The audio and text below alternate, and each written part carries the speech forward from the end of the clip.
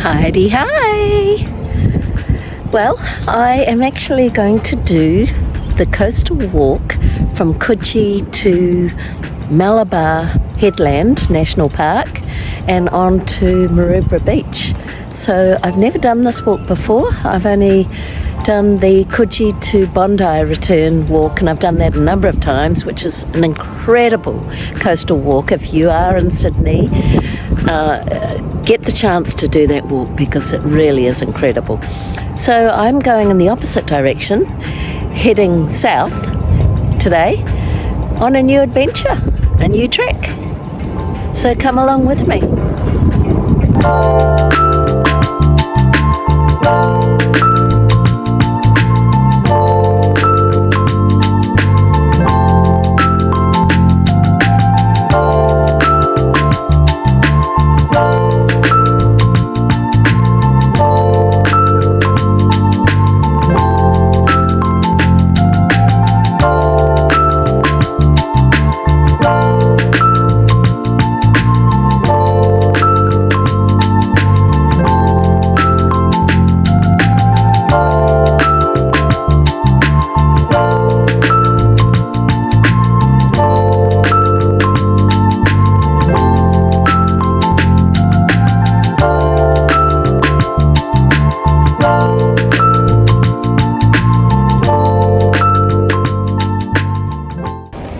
So as usual, I love to have a chat while I'm on my coastal walk, and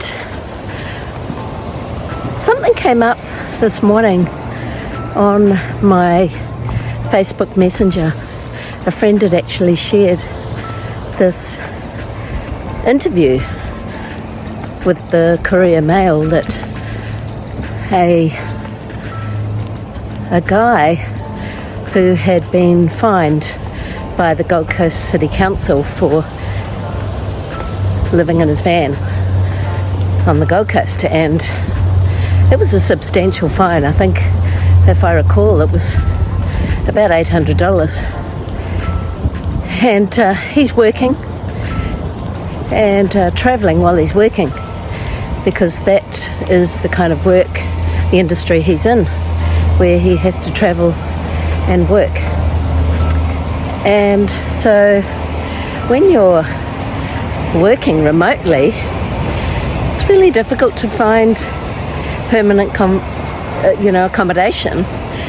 And the ridiculous prices of rent now on the Gold Coast are equivalent to Sydney, which is where I am now. I know because I have children in Sydney and on the Gold Coast paying rent. So I know the market value of rent in those two cities. And what blows my mind is that the income, the wages, do not equate to the cost of living in both those cities. So we have the Gold Coast, which is a substantially smaller city, smaller population than huge city of Sydney, and yet the rental prices are almost identical. There's not a huge gap. So you have people that are earning a lot less income in a small city paying the same rents as a big city where people have the ability to earn much larger salaries. And with the rental crisis in Australia, especially in these big cities, it's forcing people to be living in their vehicles, whether that be a car, whether that be a truck or a van, caravan, etc. And then you also have caravan parks, which are charging ridiculous overnight stay prices for unpowered and powered sites, which again is almost equivalent to if you were paying rent in these cities. So it forces people to a situation where they have to be living in the streets, suburbia, in their vehicles. And it's become a serious problem. I know, because I myself are in exactly that position, having been forced out of a home where my daughter and I were living on the south side of the Gold Coast back in September last year for 3 years, and facing the cost of rent on the Gold Coast forced me to move into my van. And I have been blessed to be able to travel in my van over the last 5 months to the bottom of New South Wales, into Victoria and South Australia, and to experience what it's like to be stealthing, living in my van while I'm travelling. And by far the most difficult place to live independently, safely, comfortably in a van, in my experience, has been the Gold Coast. The Gold Coast City Council seem to just have this unrelented mission to make it extremely difficult for people, families, to survive in that city if they can't afford rent or they can't find rental accommodation because of the rental crisis.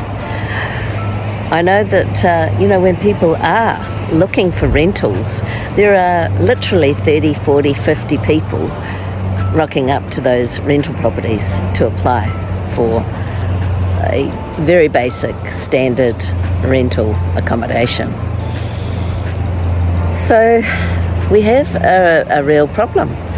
We have people that are taking risks, people that are already financially struggling, and then taking the risk of being fined to be living in their vehicles and not having the ability to pay those fines. So where is this going to lead to? I don't know, but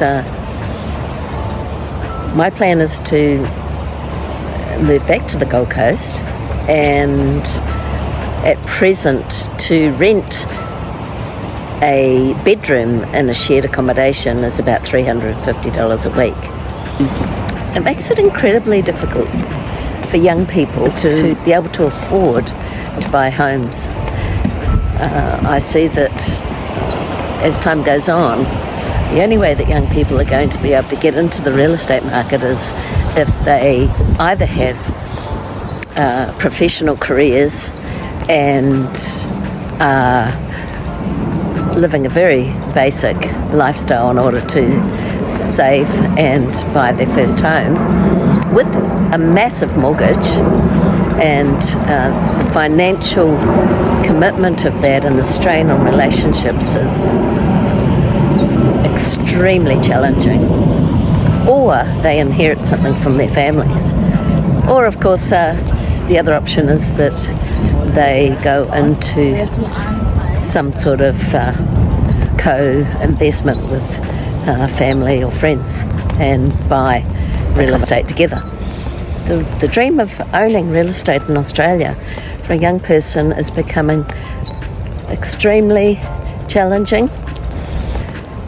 Now we see more and more people in their 50s, males and females, that for whatever reason have been forced into vehicle accommodation and now not even feeling safe to be able to live in their vehicles because of the risk of being fined. What's the answer? What do we do about this absolute crisis? I would really value your comments and your opinions on this. I'm sure that this isn't just a problem in Australia. I'm sure this is happening all over the world. And I would love to hear what you've got to say and maybe share your own personal experience or story. Thanks for listening.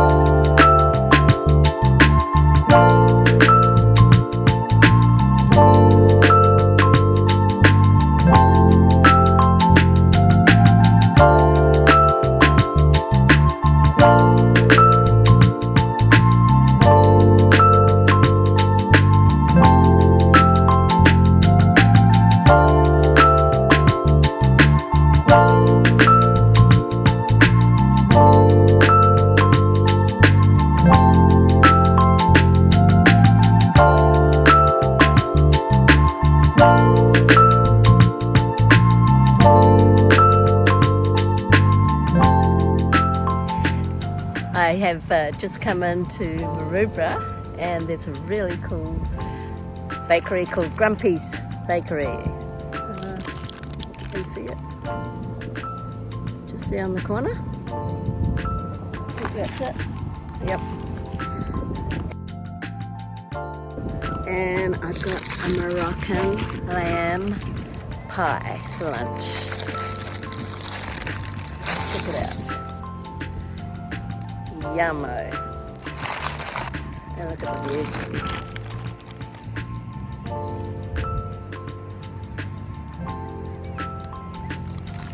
Pretty good way to spend a Monday, I reckon.